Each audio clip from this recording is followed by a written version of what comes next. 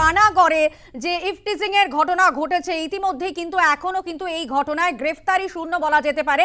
এখনো পর্যন্ত কিন্তু কাউকে গ্রেফতার করা যায়নি। যে ঘটনা ঘটেছে আপনারা জানেন 36 ঘন্টা পেরিয়ে গিয়েছে কিন্তু এখনো গ্রেফতারি শূন্য। পানাগড়ে তরুণীকে ইফটিজিং দুর্ঘটনা, মৃত্যু। এবার কাকসা থানায় গেল সিআইডি। তরুণীর গাড়ি এবং ইফটিজারদের গাড়ি পরিদর্শন, পলাতক ইফটিজারদের গাড়ি চালক সোমবারই ইফটিজিং এর দাবি নস্যাৎ পুলিশ কমিশনারের। পুলিশের দাবি মানতে নারাজ পরিবার। পানাগড় কাণ্ডে রেশারেশির তত্ত্ব পুলিশ এবং ইতিমধ্যেই জানা যাচ্ছে এবার কাকসা থানায় গেল সিআইডি। গাড়ি পরীক্ষা করতে কাকসা থানায় সিআইডি। গাড়ি ধাওয়া করতে করতে তরুণীকে কটূক্তি করার অভিযোগ। পানাগড়ে এখনো পর্যন্ত গ্রেফতারি শূন্য। 36 ঘন্টা পেরিয়ে গিয়েছে, এখনো গ্রেফতারি শূন্য।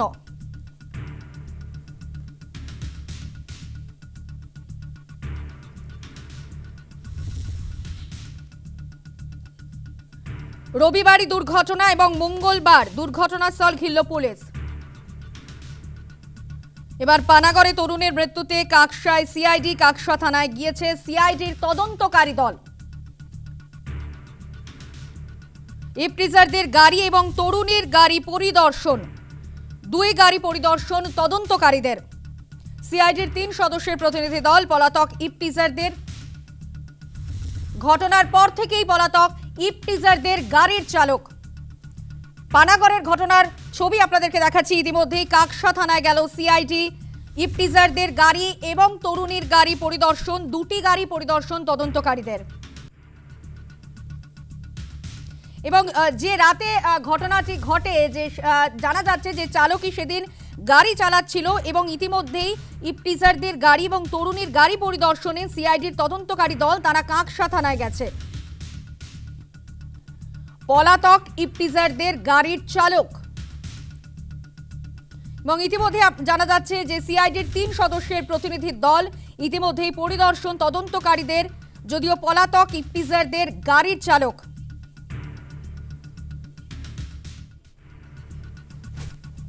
যদিও আপনারা জানেন যে পানাগড় কাণ্ডে রেশারেশির তত্ত্বই খাড়া করেছে পুলিশ, সেখানে কোনো ইফটিজার তত্ত্ব সামনে আনেনি পুলিশ, এমনই কিন্তু যদিও পরিবারের তরফে কিন্তু বলা হচ্ছে যে সেই দাবি মানতে নারাজ পরিবার।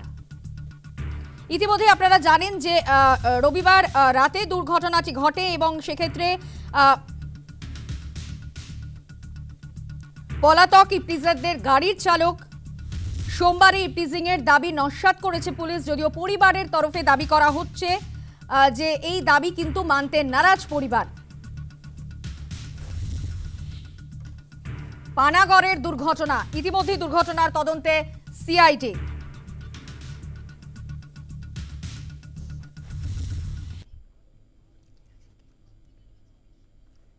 আমাদের সঙ্গে সরাসরি রয়েছেন আমাদের প্রতিনিধি কাকসা থেকে বিশ্বজিৎ ঘোষ। বিশ্বজিৎ, যে ছবি উঠে আসে ইতিমধ্যেই আমরা জানি যে রেশারেশির তত্ত্ব খাড়া করেছে পুলিশ পানাগড়ের ঘটনায়, যদিও এই দাবি মানতে নারাজ পরিবার। অন্যদিকে জানা যাচ্ছে যে কাকসা থানায় গিয়েছে সিআইডির প্রতিনিধি দল। কি ছবি উঠে আসছে বিশ্বজিৎ? দেখো সানন্দা, প্রথমেই যে গতকাল সকালবেলা যে অভিযোগটা করা হচ্ছিল দুর্ঘটনাগ্রস্ত গাড়ির চালক এবং তার এই মৃত সুতন্দা চট্টোপাধ্যায়ের সহযাত্রীদের পক্ষ থেকে যে অভিযোগটা করা হচ্ছিল যে সুতন্দা দেবীকে একটা ইফটিজিং এর শিকার হতে হয়েছিল, অর্থাৎ তাকে লক্ষ্য করে বা তাকে উদ্দেশ্য করে বিভিন্ন ধরনের কথাবার্তা বলা হচ্ছিল, অশ্লীল কথাবার্তা বলা হচ্ছিল এবং তাদেরকে এমন একটা পরিস্থিতি তৈরি হয়েছিল যে তাকে হয়তো গাড়ি থেকে তারা নামিয়েই নেবে, এই ধরনের একটা পরিস্থিতি তৈরি হয়েছিল। অন্য একটা গাড়ির থাকা যাত্রীদের বিরুদ্ধে অভিযোগ ছিল এবং সেই গাড়িটি থেকে বাঁচতে গিয়েই পানাগড়ে তারা জাতীয় সড়ক থেকে তারা পানাগড় বাজারের দিকে ঢুকে পড়ে সার্ভিস রোড দিয়ে এবং তারপরেই নিয়ন্ত্রণ হারিয়ে গাড়িটি উল্টে যায় এবং দুর্ঘটনা হয় এবং সেখানে মৃত্যু হয় ওই মহিলার এবং তার সঙ্গে আরো 2 জন আহত হন গুরুতর এবং 2 জন ঠিক ছিলেন, অর্থাৎ তারা সেইভাবে আহত হননি। পরে তারা সেই গাড়িটির চাবি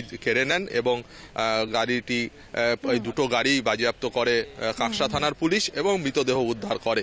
এবং এই যে পুরো ঘটনা যেটা বলা হচ্ছিল যে ইপটিজিং এর ফলেই কিন্তু এই দুর্ঘটনা, অর্থাৎ সেখান থেকে বাঁচতে গিয়ে এই দ্রুত গতিতে যেতে গিয়ে নিয়ন্ত্রণ হারিয়ে এই দুর্ঘটনা ঘটেছে, যেটা গতকাল রাতেই পুলিশ কমিশনার আসানসোল দুর্গাপুরের সুনীল কুমার চৌধুরী তিনি বলেন যে এটা একেবারেই রেশারেশির ঘটনা দুটি গাড়ির মধ্যে, এর মধ্যে কোনো ইপটিজিং এর ঘটনা ঘটেনি বলে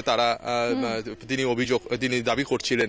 এবং তারপরেই আজকে সকালে সিআইডির একটি টিম আসে এবং সিআইডির ইন্সপেক্টর তাপস পাল তার নেতৃত্বে একটি টিম আসে এবং তারা এই গাড়ি দুটি খতিয়ে দেখেন এবং গাড়ির যে অ্যাক্সিডেন্টাল যে জায়গাগুলি রয়েছে, দুর্ঘটনার ফলে যে সমস্ত জায়গা তুবড়ে গিয়েছে সেইগুলি তারা দেখেন, গাড়ির ভিতরে কি রয়েছে সেগুলি তারা দেখেন এবং তারা এর পাশাপাশি ঘটনাস্থলে গিয়েও তদন্ত করেন। আর একটা বলে রাখি, দেখো এই পুরো ঘটনায় একটা অভিযোগ দায়ের হয়েছে এবং সেই অভিযোগের ভিত্তিতেই একটি মামলা রুজু করা হয়েছে এবং সেই মামলার ভিত্তিতে তদন্ত চলছে। ইতিমধ্যেই তুমি জানো যে গাড়ির যে মৃত মহিলার যে গাড়ি, সেই গাড়ি তার যে চালক এবং তার এক সহযাত্রীকে গতকাল রাতে আটক করে জিজ্ঞাসাবাদ করা হয়। দীর্ঘক্ষণ জিজ্ঞাসাবাদের পরে তাদের ছেড়ে দেওয়া হয়েছে। অন্যদিকে আর এক যে যাত্রীর আমরা জানতে পেরেছি যে ঘাতক যে গাড়িটি, অর্থাৎ যেটা অভিযোগ করা হচ্ছে যে পানাগড়ের যে গাড়িটি তাকে ধাক্কা মারে বা তাদেরকে যে উত্ত্যক্ত করে, সেই গাড়িটির এক যাত্রীকেও পুলিশ আটক করেছে এবং তাকে জিজ্ঞাসাবাদ করছে। এবং তাকে জিজ্ঞাসাবাদ করেই আরও যারা যাত্রী ছিল বা গাড়ির চালক ছিল তাদের খোঁজে তারা তল্লাশি চালাচ্ছে। যদিও গাড়ির মালিক বাবলু যাদব, সে পানাগড়ের বাসিন্দা, পানাগড় বাজারের, তার কোনো খোঁজ পাওয়া যায়নি। তাকে খোঁজার চেষ্টা চলছে, যদিও তার মোবাইল সুইচ অফ আসছে। অর্থাৎ এখানকার যে পরিস্থিতি সেটা হলো যে অভিযোগ, পাল্টা দাবি, সমস্ত দিক ঘিরে একটা দুর্ঘটনা নিয়ে একটা রহস্যর দানা বাঁধা, পরবর্তীতে সিআইডির পৃথকভাবে একটা তদন্ত করা। তোমাকে একটা কথা বলে রাখি সানন্দা, যে এই ধরনের যখন গুরুত্বপূর্ণ কোনো মামলা হয় সেক্ষেত্রে রাজ্য পুলিশ বা পুলিশ কমিশনারেটের পাশাপাশি সিআইডিও তাদের নিজের মতো তদন্ত করে এবং সেটা একমাত্র এই জন্যই করে যে তারা সহযোগিতা করে পুলিশকে, যারা তদন্ত করছেন তাদেরকে সহযোগিতা করেন, সহযোগিতার হাত বাড়িয়ে দেন। পাশাপাশি পরবর্তীতে যদি মামলা সিআইডির হাতে যায় সেক্ষেত্রে তারা তদন্তে প্রাথমিকভাবে অনেকটাই এগিয়ে থাকে এই ধরনের বিষয়। এর আগেও আমরা কয়েকটি মামলা দেখেছি, অনেক ডাকাতির মামলা দেখেছি, কোনোটা কিডন্যাপিং এর কেস অর্থাৎ অপহরণের মামলাতেও আমরা দেখেছি যে রাজ্য পুলিশ বা পুলিশ কমিশনারেটের পাশাপাশি সিআইডিও সেখানে তদন্ত করে এবং তদন্তে তারা সহযোগিতা করে। যদিও এখনো পর্যন্ত এই মামলাটি যে সিআইডি কে হস্তান্তর করা হয়েছে সেই রকম কিছু না, বা তদন্তভার সিআইডির হাতে গেছে, এখনো সেরকম কোনো খবর আমরা পাইনি বা পুলিশের পক্ষ থেকে সেরকম কিছু এখনো পর্যন্ত বলা হয়নি। সানন্দা, একদমই বিশ্বজিৎ, ধন্যবাদ আপাতত তোমায়। এবং আমরা যে ছবি আপনাদেরকে দেখাচ্ছিলাম যে ইতিমধ্যে কিন্তু পানাগড় কাণ্ডে দুটি গাড়ি পরীক্ষা করাতে সিআইডির প্রতিনিধি দল এবং দুটো গাড়ি পরীক্ষা করাতে ইতিমধ্যে তারা পৌঁছেছে এবং ইতিমধ্যেই এখনো পর্যন্ত কিন্তু এই ঘটনায় গ্রেফতারি শূন্য বলা যেতে পারে, যেখানে বারবার কিন্তু পানাগড় কাণ্ডে গাড়ি রেশারেশির তত্ত্ব খাড়া করছে পুলিশ এবং সেই দাবি মানতে নারাজ পরিবার। পুলিশ কে বলেছে এই প্রসঙ্গে আপনাদের শোনাবো আরো একবার। আমাদের কাছে সিসিটিভি ফুটেজগুলো আছে, যার মধ্যে আমরা দেখতে পাচ্ছি যে হুন্ডাই ক্রেটা গাড়ি, যাদের বাড়ি এখানে পানাগড় রাইস মিল মোড়ে আছে, ওরা এগিয়ে যাচ্ছে এবং যে মৃতার গাড়ি সেটা ওনার পিছে আসছে। আমরা দেখতে পাচ্ছি আমাদের বিভিন্ন যে টেকনিক্যাল এভিডেন্স আছে, যেটা সিসিটিভি আছে, ওখানে আমরা দেখতে পাচ্ছি যে হুন্ডাই ক্রেটা গাড়ি আছে সেটা এগোচ্ছে, মানে এগিয়ে যাচ্ছে এবং তার পিছে মৃতার গাড়ি আছে।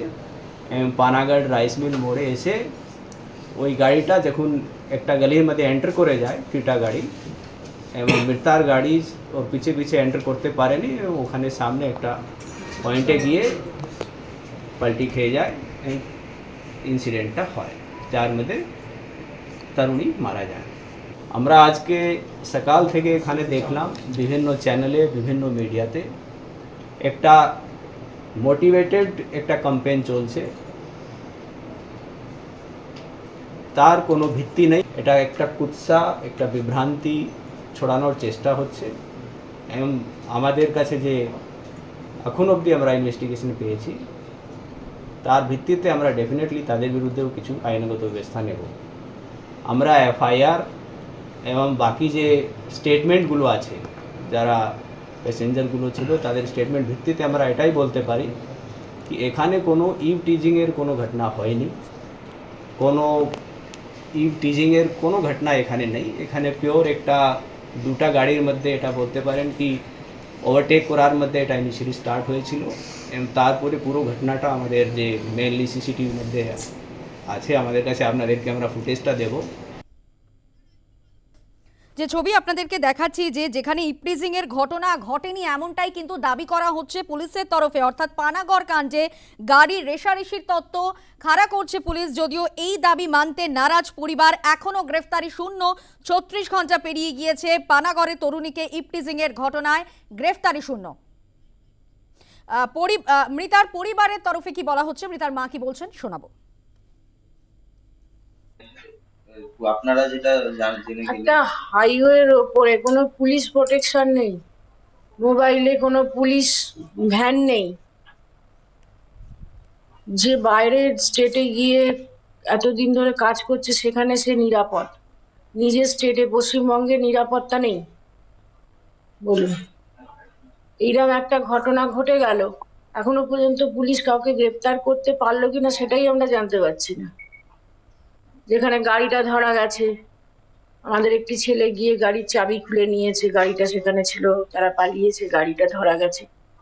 গাড়ি বয়ান কি চেঞ্জ করা হয়েছে? বয়ান কোনোভাবে আমরা কোনো বয়ান চেঞ্জ করিনি।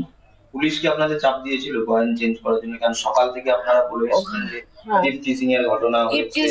ইপটিজিংই তো পুলিশ যেটা দাবি করছে, পুলিশ দাবি করছে পুলিশের ব্যাপার, পুলিশ দাবি করছে পুলিশের ব্যাপার, পুলিশ তো পুলিশের মতো দাবি করছে, আমরা তো ইপটিজিং দাবি করছি। কেন, যে গাড়িটা ধাওয়া করেছিল সেই গাড়িটা রীতিমতো ওদের ড্যাশ করছিল এবং সেখানে যারা ছিল তারা রীতিমতো মদ্যপ অবস্থায় ছিল, সেখানে মদের গ্লাস, মদের বোতল সেই গাড়ির মধ্যে পাওয়া গেছে। আপনারা যে অভিযোগ করেছেন তাতে কি ইপটিজিং উল্লেখ করেছেন?